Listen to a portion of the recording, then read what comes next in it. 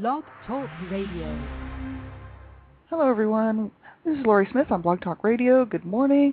It is Tuesday morning, March 9th, 5:30 in the morning here in Calgary, Alberta, and I'm just happy to be here. Yesterday's show was had some technical difficulties.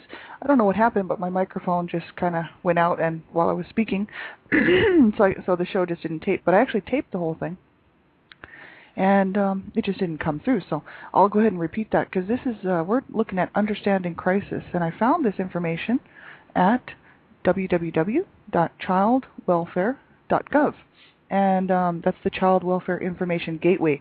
All kinds of great information on there regarding child abuse and human rights abuses, really, just anything to do with child abuse. Child abuse is a human rights abuse. Children are human, so they have human rights. So that's what I study, child rights and human rights. So important that we take a look at all the different aspects regarding child abuse and what happens to parents, why they don't cope so well.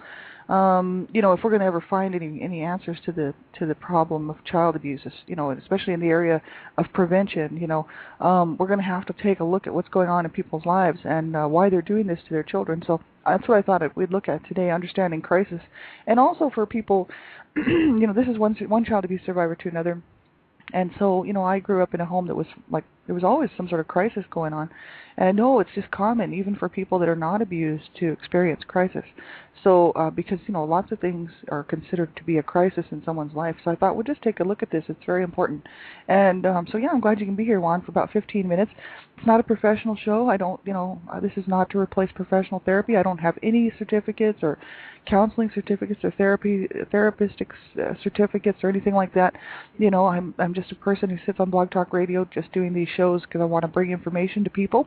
And I also think abuse is not talked about enough. The only time we ever hear about it is when it's too late, the child is dead, and we find out that they've been abused in a home and killed and murdered at the hands of their parents or caregivers or some sort of sexual predator. So it's really unfortunate. It needs to be talked about it really needs to be talked about front and center every day in the mainstream of society if we're really going to see any change. And so I thought, I'll just raise my voice with everybody else who's already doing it.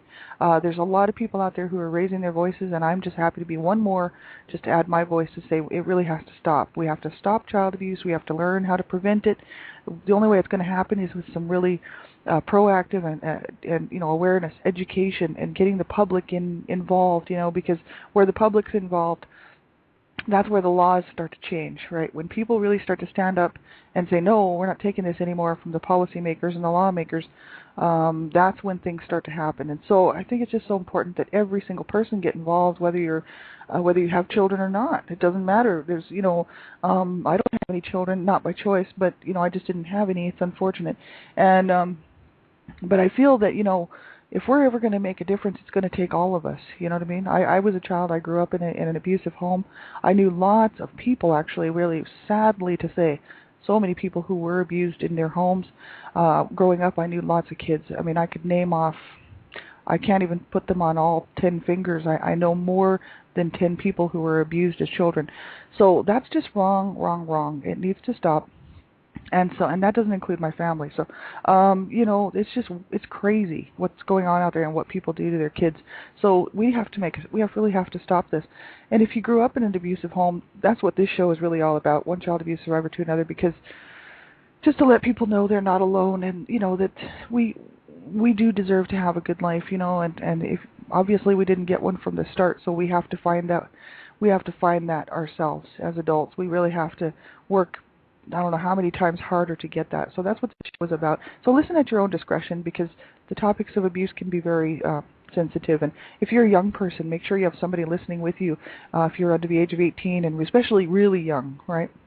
Because you want to have someone there who can say, whether or not the show is good for you to listen to, and also you might have questions, and then you won't really know who to turn to for answers. And I think that, if you have someone in your life, which I pray you do, have a parent or someone in your life who you can get them to listen to the show with you, then they can help you answer some of those questions, right? Because I don't know where the players are now. So just make sure you have someone, a counselor, or not, maybe a school counselor, teacher, parent, or, someone who you trust to listen to the show with you, right? So important.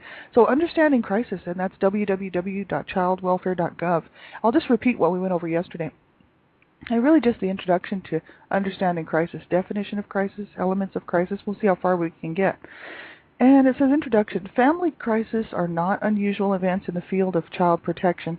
A child's disclosure of sexual molestation, the birth of a drug-addicted infant, the discovery of a teenager's dependence on drugs, a parent's arrest for violent behavior, the threat of a family's eviction from public housing, or a parent overwhelmed with the needs of a child illustrate just some of the crises experienced by families. Although the state of crisis is short-lived, generally lasting 4 to 6 weeks, it is a period of heightened family vulnerability and imbalance that requires a carefully planned response. And this section provides an overview of crisis, its definition, elements, and phases. In addition, the feelings and psychological effects typically experienced by family members in crisis are presented to increase awareness of the ramification of crisis. And it says, definition of crisis. A crisis as defined in A crisis as defined in Crisis Intervention, Book 2, the Practitioner's Source Book for Brief Therapy, is an upset in a steady state. That's what they describe that as. A critical turning point leading to better or worse. A disruption or breakdown in a person's or family's normal or usual pattern of functioning. And the upset or disequilibrium is usually acute in the sense that it is of recent origin. A crisis constitutes circumstances or situations which cannot be resolved by one's customary problem-solving resources. And a crisis is different from a problem or an emergency. While a problem may create stress and be difficult to solve, the family or individual is capable of finding a solution. Consequently, a problem that can be resolved by an individual or a family is not a crisis. An emergency is a sudden pressing necessity, such as when a life is in danger because of an accident, a suicide attempt, or family violence. It requires immediate attention by law enforcement, CPS, or other professionals trained to respond to life-threatening events. If a situation can wait 24 to 72 hours for a response without placing an individual or family in jeopardy, it is a crisis and not an emergency. Elements of crisis. The three basic elements of a crisis: a stressful situation, difficulty in coping, and the timing of intervention interact and make each crisis unique, it says. And I'm just reading from this page here. You can always go and pull that article up yourself there, and it's actually one of the publications on there, and you can find it by just going through the letters, the alphabetical letters on that website, Child Welfare Information Gateway, at www.childwelfare.gov. So you'd have to type in. I actually found this by typing in, I think it was crisis. It might have been C, or you can probably find it under U as well, because you have to go through alphabetically to find these publications. Or you might be able to just type in. I'm not sure if they have a little search box where you can just type in Understanding Crisis, but you can follow along if you want to, and then you can read with me, right? So stress-producing situations. Everyone experiences times when they feel upset, disappointed, or exhausted. When such feelings are combined with certain life events or situations, they often lead to mounting tension and stress. And there are 5 types of situations or events that may produce stress and in turn contribute to a state of crisis. So there's family situations, economic situations, community situations, significant life events, and natural elements. Excuse me. So we'll look at those. Family situations: a child abuse investigation, spouse abuse, an unplanned pregnancy, a parent's desertion, a chronically ill family member, and lack of social support are examples of family situations that can create stress and crisis. An economic situation: sudden or chronic financial strain is responsible for many family crises, such as loss of employment, a theft of household cash or belongings, high medical expenses, missed child support payments, repossession of a car, utilities cut off from service, money lost to gambling, or drug addiction and poverty. So that's the economic situations. Community situations would be like neighborhood violence, inadequate housing, a lack of community resources, and inadequate educational programs illustrate some ways the community may contribute to family crisis. And significant life events that most view as happy, such as a marriage, the birth of a child, a job promotion, or retirement, can trigger a crisis in a family. A child enrolling in school, the behaviors of an adolescent, a grown child leaving the home, and the onset of menopause or the death of a loved one can also be very stressful life events, they wrote here. And natural elements. Crises are created by disasters such as floods, hurricanes, fires, and earthquakes, or even extended periods of high heat and humidity, or gloomy or excessively cold weather. And they say difficulties in coping. An individual or family Families' ability to deal with a crisis situation is influenced by their physical and behavioral characteristics and their attitudes and beliefs. Even families with generally happy lives and networks of support can become overwhelmed by stressful events. For example, poor physical health, a low level of personal energy, an overly sensitive temperament, and mistrust of community service providers set the stage for difficulty in coping with the crisis. And families that have problems solved well in the past will be quick to benefit from crisis intervention. With encouragement, support, and a focus on the problem-solving process, they will soon regain their coping skills and stabilize. For example, one case referred to CPS involved the neglect of a young child. The child's mother was depressed about her ex-husband's threats of a custody fight. Feeling hopeless about a legal battle, the mother began to blame and neglect her child. As a result of crisis intervention, the mother quickly regained hope and secured legal counsel. Excuse me. And realized that she could stand up to the threats. Within a period of 3 weeks, the mother was appropriately parenting her child again and finding joy in life. And parents with chronic coping problems, it says many families in the CPS system do not have experience in solving problems well. Rather, they seem to have continual difficulties in several areas of their life. Indicators distinguishing the two types of families, those in acute crisis and those in chronic crisis, are presented in Exhibit 1. And it is not the task of crisis workers, which are known as crisis interveners, to cure every dysfunction within the chronic crisis families. Instead, it is more critical to focus on 1 to 4 specific stresses which create the immediate crisis. If a family can learn to focus on and find solutions to a limited number of crisis-producing problems, then the family members will have learned how to problem solve.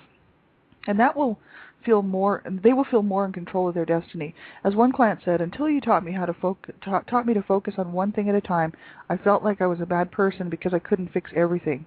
Now I see that I was just running from one problem to another and not fixing anything." So this can happen, and we're all just human, and people have these things come up in their lives that are just so hard to deal with. And, if there's too many at one time, you can feel hopeless because you're just, like this one person said, they're just running from one problem to another and not being able to, fix anything or solve any of the problems. And, this sort of thing can happen in families. I saw it in my own family, and I saw it in other people's families as well. So, it's hard on people. It absolutely is. And there's help for people, and that's the whole issue. I think if parents realized just how much help there is out there nowadays, especially nowadays. Back in the old days, there wasn't so much help, but now you can just go and get some help from people, who actually have the knowledge base. You know what I mean? They have the skill level and the knowledge base to help parents who are having a hard time coping. And I wish my parents would have had some of that, because there would have been a whole lot less abuse, I'm sure, if my parents would have really got some help. And it's unfortunate because, what they did was they caused a life of hell for themselves and for us, and anybody who has never dealt with that just wouldn't know and wouldn't understand that the feeling that children go through when their parents are in crisis all the time and can't cope and aren't getting help, and things just seem to get worse all the time, right? And they did for many years. So, it's unfortunate and it's sad, and I wish somebody would have stepped in. And at one point there were some social workers involved, but I was very young. And then we were out of the system, moved away, moved back, moved a few times around the city, and we were just out of their scope, and it's unfortunate. And so I think things would have been so much different had my parents got some help. And that's why I say everybody just should be reaching out for help in whatever way they can to have a good life, and especially child abuse survivors. We really have to reach out and get the help we need, whether it's a counselor, a therapist, or a group like a child abuse survivor support group. Those are always really great. So we have about a minute left. I'm the Canada Regional Director for Dreamcatchers for Abused Children, and I'm so happy to stand with them. Tonight's show we're going to have on Blog Talk Radio here. We have Dreamcatchers Talk Radio, and best-selling author Donna Shear. She's also the president of Dreamcatchers for Abused Children. We'll be hosting the show. I'll be co-hosting with her, and it's going to be a great show. I sure hope you can tune in. 6:30 p.m. Eastern Standard Time, and that's on blogtalkradio.com here, Dreamcatchers Talk Radio, and you can find it in the little search box by just typing in that little search area, Dreamcatchers for Abused Children, and it'll take you right to it. I sure hope you can join us, and we'll be on live for 30 minutes tonight at 6:30 p.m. Eastern Standard Time, every Tuesday night, actually.